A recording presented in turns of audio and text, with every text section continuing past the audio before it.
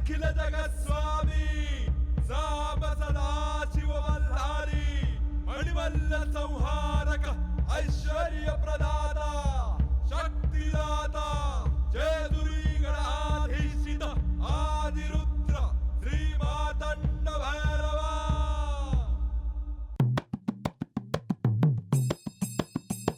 जय देवा जय देवा जय देवा जय देवा जय देवा जय शिव मार्तंडा.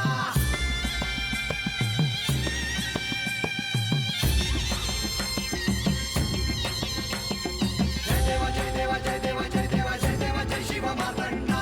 हरिवर्धन मल्हारी तुझी प्रचंडा. अगडदुम नगारा सोन्याची जेजुरी देव गेले जेजुरा निळा घोडा. अगडदुम नगारा सोन्याची जेजुरी देव गेले जेजुरा निळा घोडा.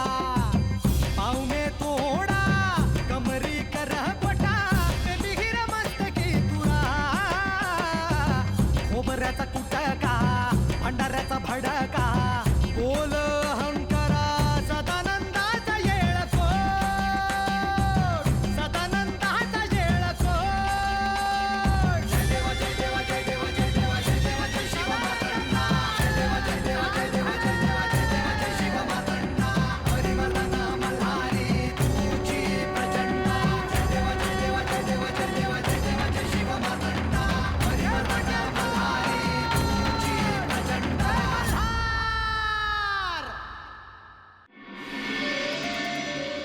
नारायण नारायण. मेरू पर्वताला समुद्रात आधार देण्यासाठी श्री विष्णूंनी काय केले असेल? मला नाही सांगता येणार. लक्ष्मी देवी, तुम्हाला सांगता येईल? काय बोलावं हे मला कळत नाही, कारण त्यावेळी मी उपस्थित नव्हते. परंतु एक निश्चित, लक्ष्मीवर श्री विष्णूंचं जे प्रेम होतं आणि या सृष्टीच्या कल्याणाचं दायित्व जे त्यांच्यावर होतं, त्यातून ते स्वतः संकटाला सामोरे गेले असतील.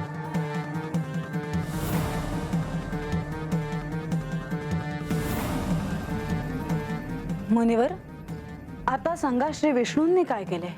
सांगतो.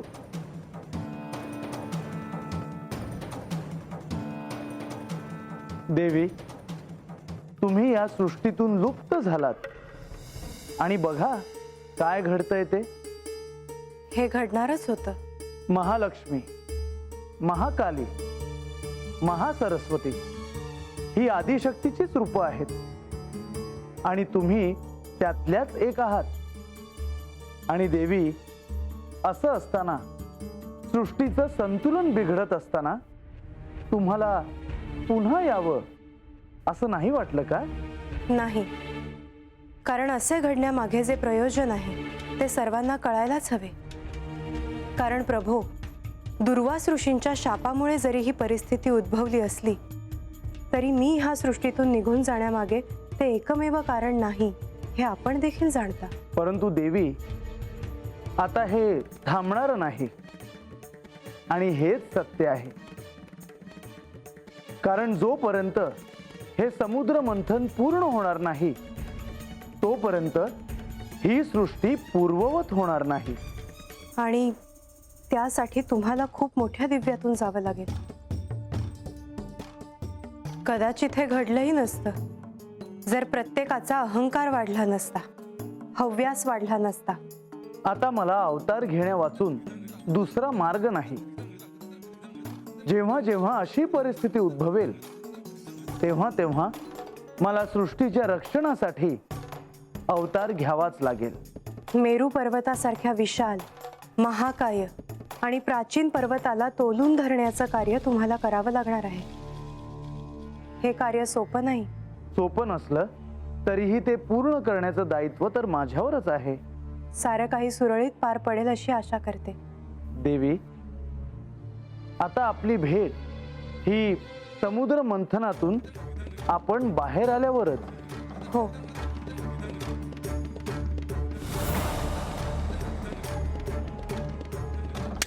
नारायण नारायण. समुद्र मंथनाच्या या टप्प्यावर मेरू पर्वताला तारण्यासाठी श्री विष्णूंनी एक अवतार धारण केला.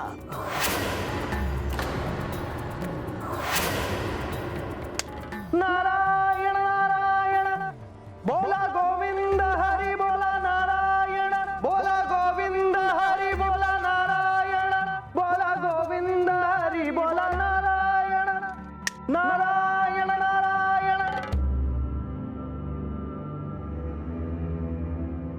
ज्या ज्या वेळी या सृष्टीच्या संवर्धनाची वेळ येते तेव्हा तेव्हा आवश्यकतेनुसार या भूतलावर योगमायेच्या आधाराने भक्तांच्या उद्धारासाठी, धर्माच्या पुनरुत्थानासाठी, या सृष्टीच्या हितासाठी अवतार धारण करावा लागतो.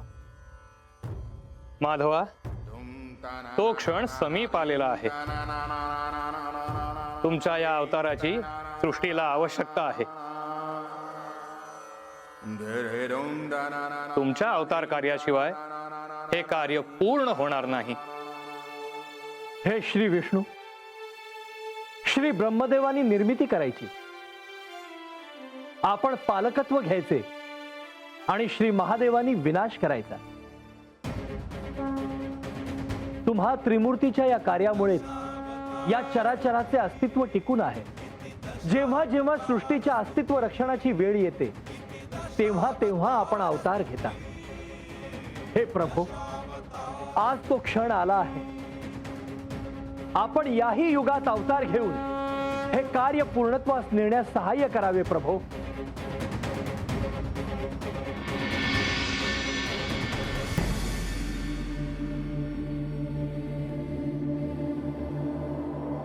मी सगळ्यांना आश्वस्त करतो की हे कार्य आता पूर्ण होणार. जेव्हा जेव्हा धर्माच्या रक्षणाची वेळ येईल, अधर्म वाढेल, सज्जनांच्या रक्षणाची वेळ येईल, दुर्जनांच्या नाशाची वेळ येईल आणि सृष्टीच्या अस्तित्वाची वेळ येईल, तेव्हा तेव्हा त्या त्या युगात मी अवतार धारण करेन. प्रोष्ठिश विग्रह सुनिष्टिवनोद्धता विशिष्टामुचारी जलधे कोष्ठान्तराहित विचेष्टागमोघ परमेष्ठिडित त्वमवमा श्रेष्ठार्क सुनुमनु चेष्टार्थमात्मविदतिष्ठो युगान्त समये श्रेष्ठात्मशुंग द्रुतकाष्ठा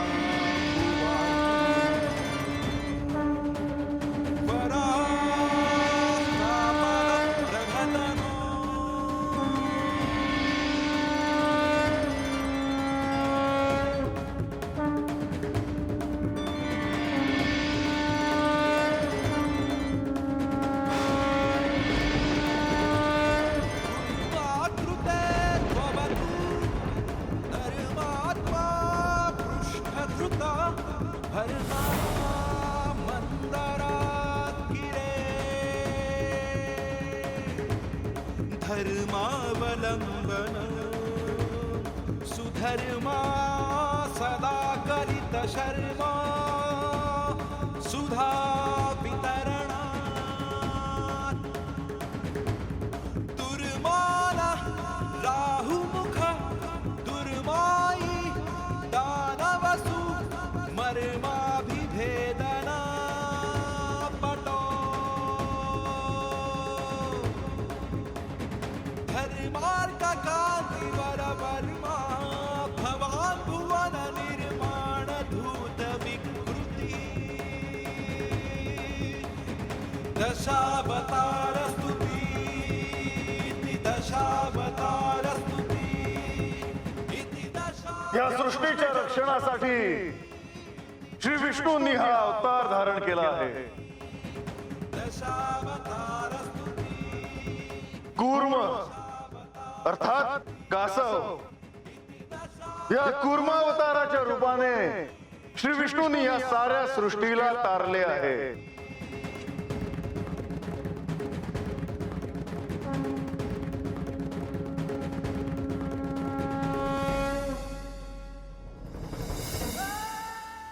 नारायण नारायण.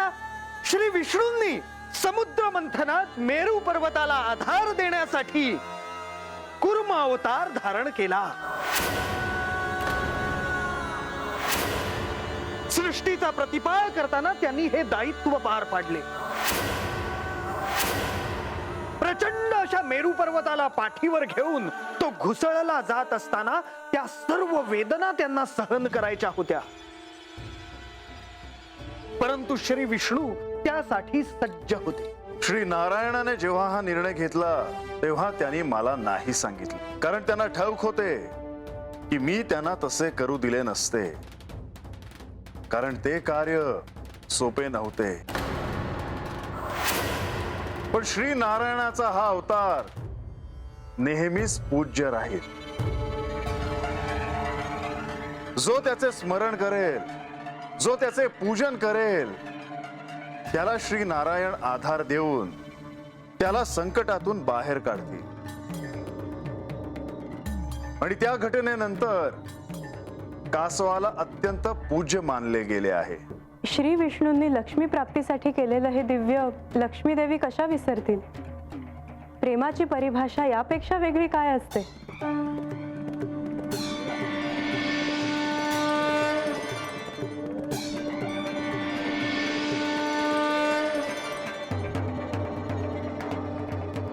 तेव्हा सूर्यास्त झाला. आख्यान इथेच थांबवावे लागेल.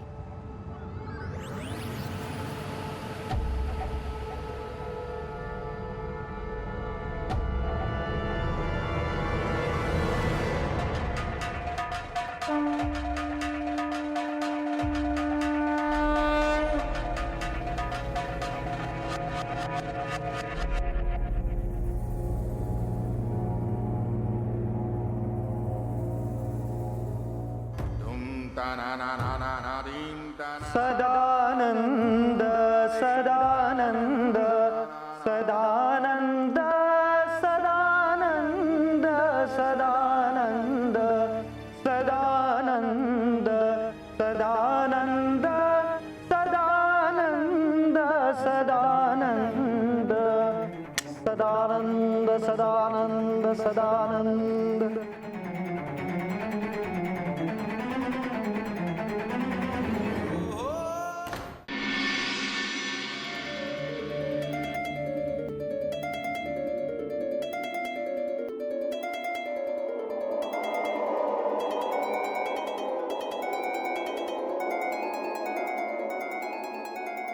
बानू, आज राजसभेत तुझ्याशी जे काही वर्तन घडले तसे घडायला नको होते. तरी पण जे काही घडले त्याचा स्वीकार कर. त्याचा तुला निश्चितच लाभ होईल. अगोदर मला बी लय वाईट वाटलं, राग बी आला. तर मग तुम्ही बोलला सांग माझा राग निघून गेलाची. तुझ्या गुरूंकडून, मुनिवरांकडून तुझ्या बाबतीत जे काही घडलं ते पुन्हा घडू नये म्हणून मी त्यांना सांगेन. होय देवा, तर ज्यांनी आज पतूर हत्वर पोहोचवलं ते असं का वागले हे थोडंच आहे बघा. त्यात खरं तर त्यांचा दोष काहीच नाही. कदाचित म्हाळसेला नाही म्हणण्याचे धाडस त्यांच्यामध्ये नसेल. समजे त्यासनी एवढं कशापायी घाबरत्यात? त्याचे एक कारण आहे. हवं तर शोध तू. पण बानू, एक गोष्ट ध्यानात असू दे की तिचा क्रोध हा सात्विक आहे. म्हणजे तिच्या क्रोधात तत्व आहे. सत्याचा आग्रह आहे, असत्याचा दुराग्रह आहे. तुम्ही बी घाबरता वाटतं. मी तिच्या क्रोधापुढे माझा क्रोध शांत ठेवतो. नाहीतर जर आमचे क्रोध एकमेकांना भिडले तर काय होईल हे सांगता येत नाही. मी अभि आता शब्दाला शब्द नाही वाढवत, तर आता मला बी राग यायला लागला आहे. संयम ठेव. अशा वेळी मौन असावे. ज्यावेळी तुझा संयम सुटेल तेव्हा अनर्थ होईल. तेव्हा बानू ध्यानात ठेव, म्हासे सोबत वाद नको घालूस, नाहीतर भविष्यात पश्चाताप होईल तुला. बानू, जे काही घडून जातं ते पुसून नाही टाकता येत. होय देवा, मी आहे ध्यानात ठेवलजी.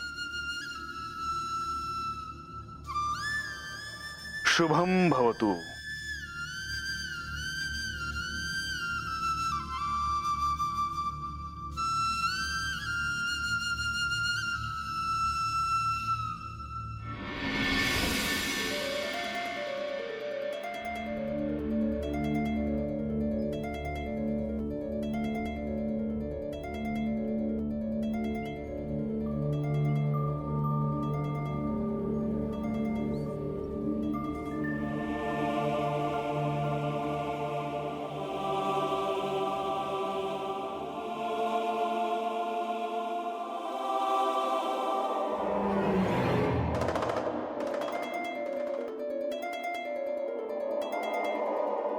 बाणाईकडे भक्तिभाव आहे, दुसरं काहीच ती शिकली नाही. हे खंडेरायांनी तिला तो एक भाव शिकवला, तिने तोच ध्यानात ठेवला. त्या क्षणी तुझ्यात तिला श्री खंडेरायांचे दर्शन होईल, त्या क्षणी ती मुक्त होईल, तिला सत्याची प्रचिती होईल. माळसा,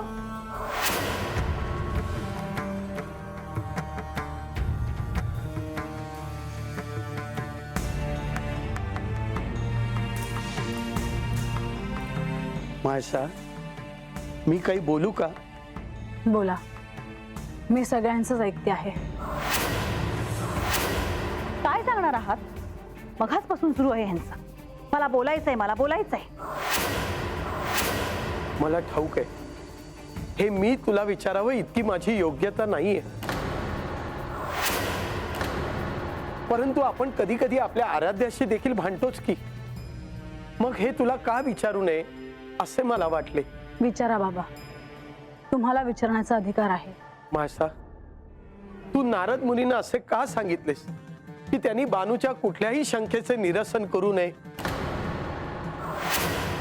हे तू करावे यावर माझा विश्वासच बसत नाहीये. अहो, तुम्ही त्या बानूची काय बाजू घेता? स्वतःच्या लेकीवर काही प्रेम आहे की नाही? माझे प्रेम आंधळे नाहीये. माझ्या लेकीचं काहीही चुकलेलं नाही. माळसा, मला जे योग्य वाटले ते मी प्रांजळपणे बोलून दाखवले. तुला जर वाईट वाटले असेल तर क्षमा असावी. हे काय बोलता आहात तुम्ही बाबा? प्रत्यक्ष पार्वती देवी अशा कशा वागू शकतात? मी याचे उत्तर दिले, पण ते राज्यसभेत. मला तुमची मुलगी म्हणून याचे उत्तर वेगळे द्यावे लागेल. त्याची आवश्यकता नाही. आवश्यक आहे, कारण आजपर्यंत माझ्या बाबांनी माझे चुकले आहे असे मला कधी म्हटले नाही. पण आज ते म्हणतात तर मला त्यांचे समाधान करावे लागेल. मला ऐकायला आवडेल. इथे जे घडते आहे ते एवढे सोपे नाही. इथे अनेक दिव्य शक्ती विशेष प्रयत्न करतायत. याचा अंतिम हेतू जरी सत्य कळावे आणि मल्हारी चरित्र सगळ्यांना कळावे असा असला तरी कोणाला पहिले सत्य कळतं आहे हा मूळ प्रश्न आहे. पण तुला सत्य कळावे हा हेतू आहेच. पण बाबा, आजपर्यंत अनेक वेळा बानूला सहानुभूती मिळाली. माझ्या अपरोक्ष अनेक गोष्टी घडल्या, घडतायत. पण मला हेच पाहायचं होतं की बानूला काय शंका येतात, त्या शंकेचं निरसन करायला तिला कोण कोण सहाय्य करतं, कोण कोण पुढे येतं आणि काय काय होतं. आज मला बरंच चित्र स्पष्ट झालं आहे. माझा मला विश्वास आहे. श्रद्धा म्हण हवं तर, पण सत्य तुला देखील कळेल आणि बानूला देखील कळेल. ह्याचा शेवट गोडच होईल. जेव्हा असं घडेल तेव्हा मी स्वतःहून सांगेन की माझं चुकलं आहे. तुझे चुकले हे ऐकायची माझी इच्छा नाही. उलट तुझ्यातले प्रेमळ स्वरूप सर्वांना दिसावे ही माझी इच्छा आहे.